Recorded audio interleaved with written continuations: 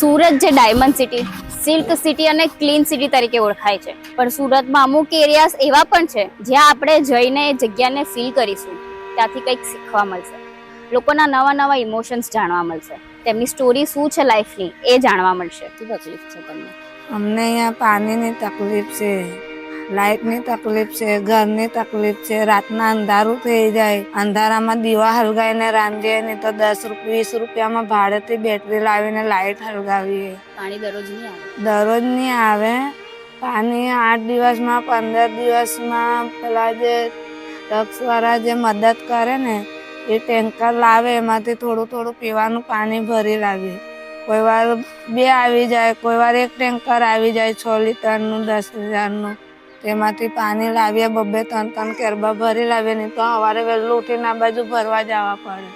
તો 4 વાગે 5 વાગે જાય ને 5 વાગે પાણી આવે ને તે પાણી ભરીને લાવવા પડે.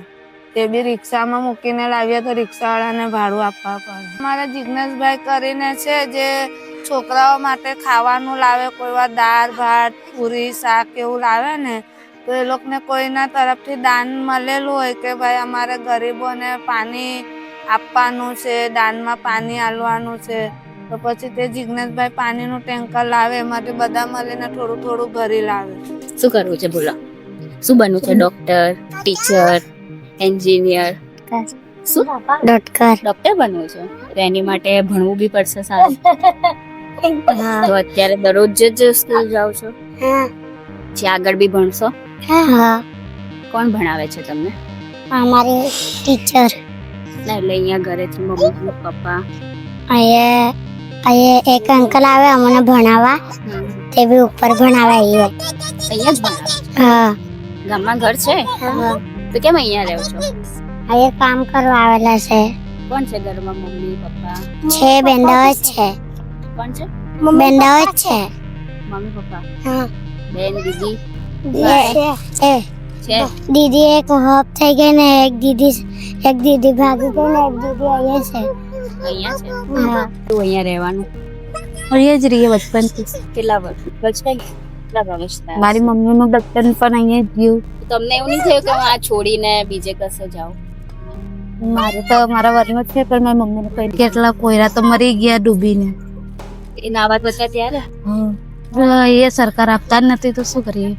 3-4 વાર તો પૈસા ભરાવ્યા કે મળી જશે એમ કરીને 2-3 હજાર 500 રૂપિયા એમ કરીને બધા મળીને કાઢતા હતા, પર કઈ નહીં. પર ઘર નહીં આપતા. તો આ છોડીને એવું ઈચ્છા થાય કે આ છોડે કાં તો અહીંયા જ તમને જગ્યા ઉપર બીજું કંઈક સારું એવું મકાન બનાવી આપે? હા એવું બધા કહે, પર કરવા હોય કરવી આપે તો સારું. પછી અહીંયા રહેવામાં સૌથી મોટી તકલીફ કઈ છે? ખાવાનું તો મળી જાય, આપવા આવે એમ, ખાલી ગરમી જ લાગે બહુ એ માટે. લાઈટ છે? લાઈટ એવું કઈ નહીં, બેટરી પર કરીએ અમે. લાઈટ ચાલુ અંદર ઘરમાં છે. તો રાત્રે લાઈટ જ નથી? ના, બેટરી ચાર્જિંગ કરી લાવીએ 50 રૂપિયાની, એ ચાલે 8-15 દિવસ. રોજ નહીં, 8 દિવસ ચાલે, એક અઠવાડિયું. વરસાદ પડે બધું કિચડ થઈ જાય? હો થઈ જાય, પાણી ભરાઈ જાય. તો છોકરાઓ બીમાર નહીં પડતા?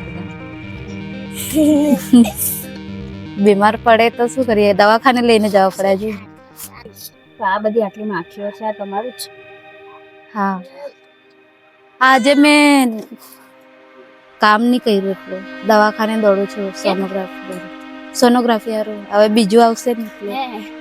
બીજું પણ અહીંયા જ આવશે? અહીંયા જ થશે? જાઓ ને બીજે દેશે.